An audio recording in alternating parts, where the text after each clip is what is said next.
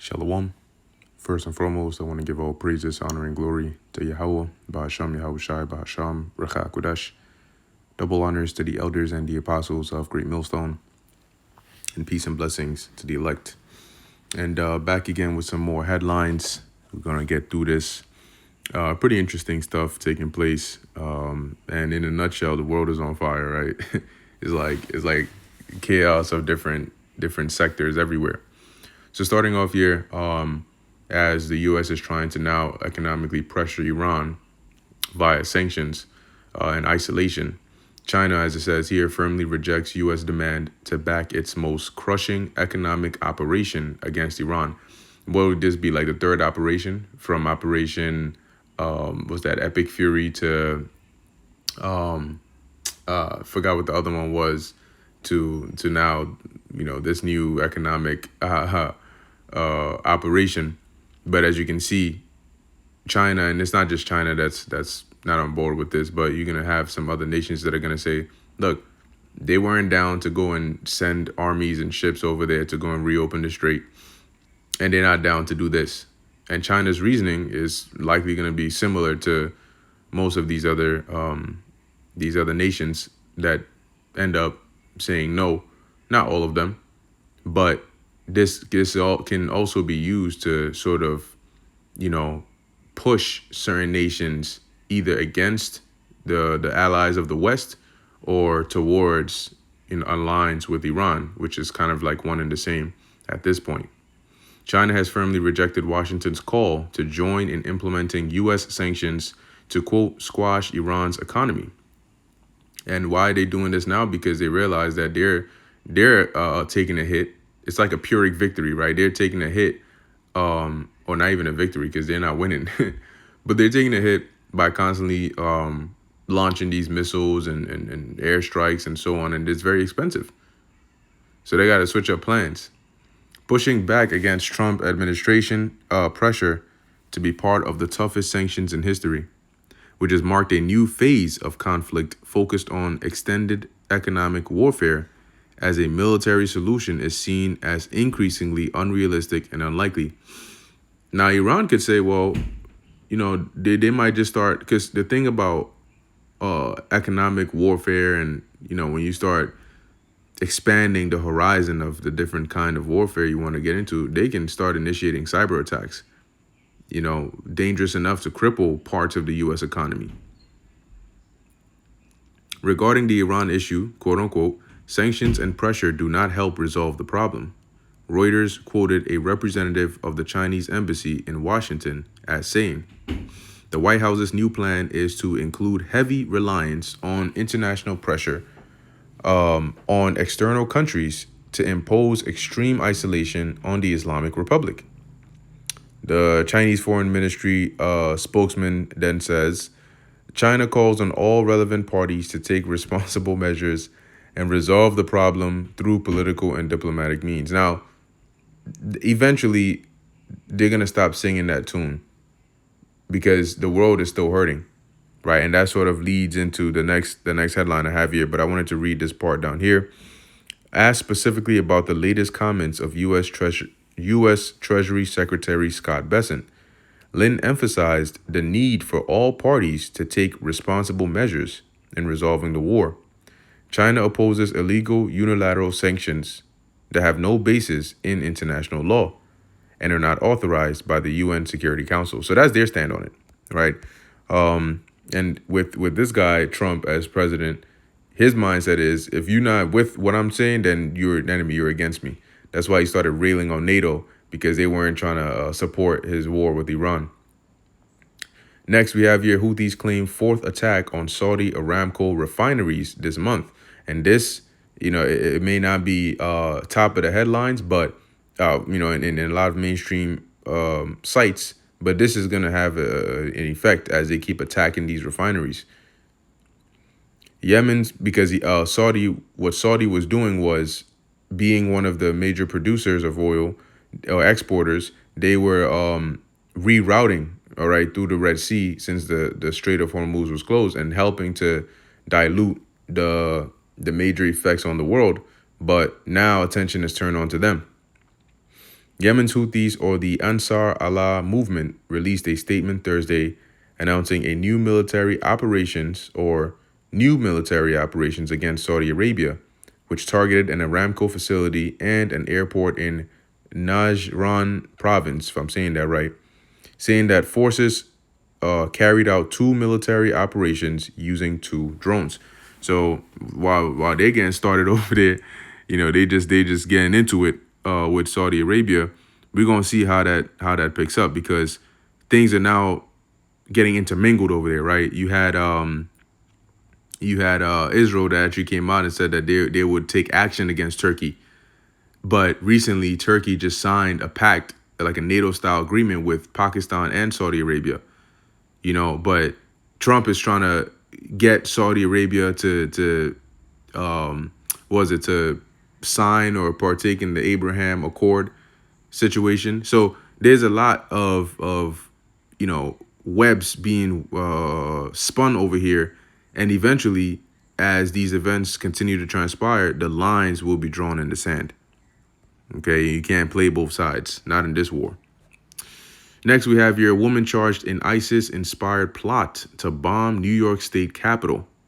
Okay, and this just comes on the heels of they've been pushing this narrative since a very long time. Let's put it that way, right? They were warning about domestic teas, and so they keep this alive with events like this, right? And every so often you have a case that comes up, and then somebody was doing this, but the FBI always seems to get ahead of it and foil it. But long story short, it says here FBI agents foiled an alleged ISIS-inspired bomb plot on New York State Capitol on August 19th that they say was concocted by a local woman who had pledged allegiance to the terrorist group earlier this year.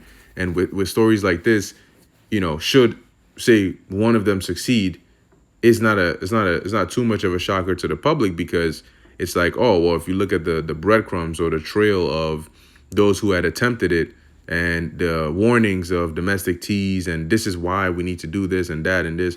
So what they do is, whenever these kinds of stories come out, like the one we're reading here, they will make sure they mention how this person was able to contact certain people, how they became radicalized, mostly mainly through social media, right? And the things that they had access to that allowed them to even get this far.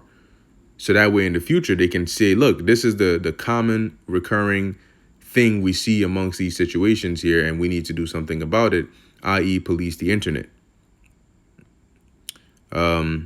Jumping down here, it says Jessica Bowie, 35, of Albany, New York, was formally charged on August 20th with attempting to provide material support to a designated foreign tea organization.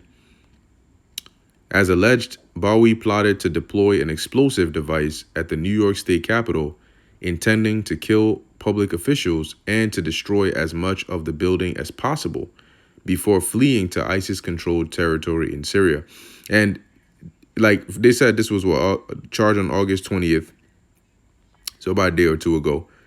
Now, had she not been caught, we would be different. We would be reading a different article right now, right? And the headlines would be showing something different, right? Which is, a tea-inspired attack happened at the New York State, and this happened, and this many casualties, and blah, blah, blah. And they know that they can pull that trigger whenever they want. And they can use that to bring heavy measures, draconian-style measures in the name of safety and protection. So it's really just a matter of time at this point. Next, we have here some more madness going on in the world. So if you haven't heard, you had this, what's her name? Yeah, Lindsay Clancy situation here, where she ended up murdering her 3 children. And making headlines where you have, as it says, a pink-clad feminist mob rallies in support of confessed child murderer. So I'll read a little bit of this here, but this is adding to the reasons why there's uproars in the world, right? Like, if you look at the kind of problems that people dealt with and faced in the ancient world, and you look at what it is now, it's like it's a completely different world, right? Like this is the shit that people are going back and forth about. That people feel that, Let me just read it. A mob of liberal women decked out in pink is taking to the streets in front of the Plymouth Superior Courthouse in Plymouth, Massachusetts, for a rally in support of Lindsay Clancy during her ongoing murder trial. The group, which is often accused of being terminally online, has been invading social media discussions for weeks to inject arguments in defense of Clancy, who confessed, by the way, to the murder of her 3 helpless children. Now these women and a few beta husbands are going offline and showing up en masse to explain why Lindsay Clancy should go free. Well, at the end of the day, she still murdered them, right? And she confessed to it. Hundreds of Lindsay Clancy supporters, many wearing pink with the words "Believe," "She needed help," and "Peace for Lindsay," gathered Thursday outside the courthouse. What I find interesting is, I think they said they have a GoFundMe for her or something. That's if it's not that, some sort of money raising event or situation that she got going on there, which they've raised over $1 million, right? But you have people that are actually suffering, and need help in the world today, whether it's an unfortunate situation that's befallen them, whatever the case is, and they can't get shit. So now somebody can just say, oh, maybe they should go and murder their kids and then claim postpartum psychosis, and maybe they might get off and get some money on top of that. Several of the women said Clancy's story resonated with them, and that they wanted to. How did that resonate with them? I mean, yeah, there is a postpartum depression, and I mean, as they call it, postpartum psychosis here, but there's still like certain actions about it, because when I was doing a bit of reading into this, it says that one of the claims or stance that the prosecutors are taking is that she had to be at least in her right mind to some degree, because she timed it right and when to send out her husband so she would be alone with the kids and then go ahead and do this. And then she looked up online certain things on how to do it.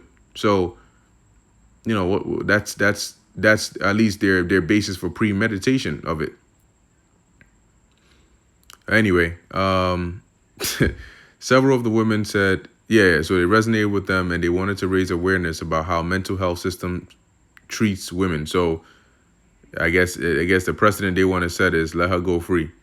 And if somebody else does it, then go off of this precedent and say, oh yeah, she was mentally ill, so it's okay, she's good to go. Oh shoot.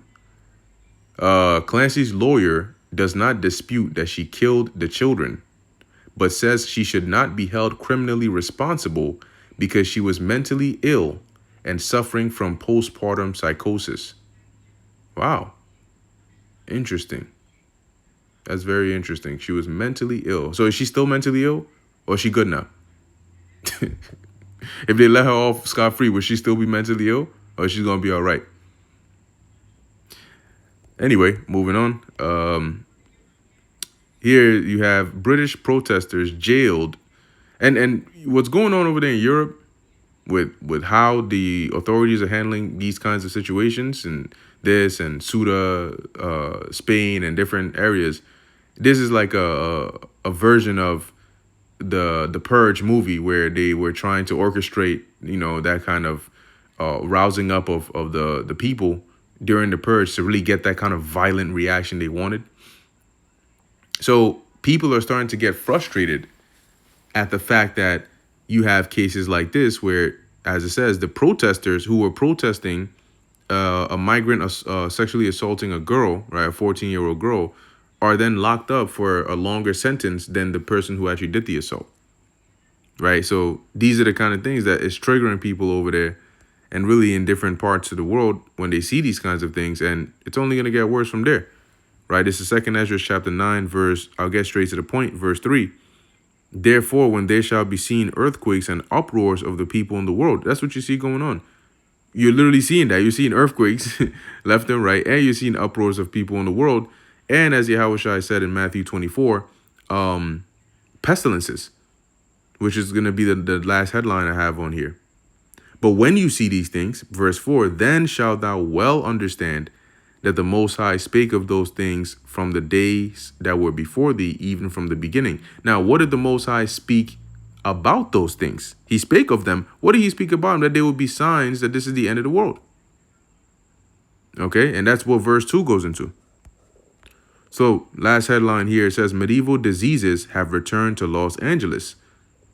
And Yahushua mentioned that there would be pestilences. He wasn't predicting what would happen. He was telling you what would happen. There's a difference. He isn't guessing, I think this is going to happen based on the probability of that. No, he was telling you that these are the things that are going to happen. Meaning if you put on future glasses, I just made that up, and you looked into the future and you looked to the left, you looked in New York, you looked in Cali, you looked in different parts of the earth. These are the things you would be seeing going on in the last days. And then that's why he said that.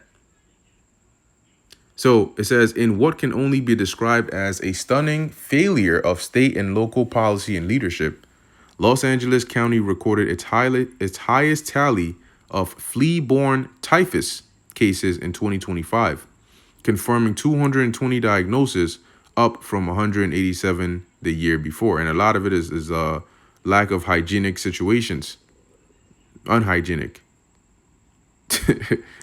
According to the county's Department of Public Health, almost 9 in 10 of those patients ended up hospitalized.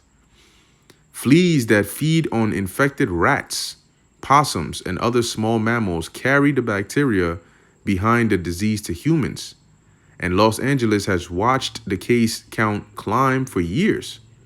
The 2025 total marks the sharpest jump yet. So this is what you got going on. It's not just this. You got different kinds of diseases flying around out here. People getting explosive diarrhea and, shit you ain't even heard before. Like, whoa, what the fuck? What does that mean?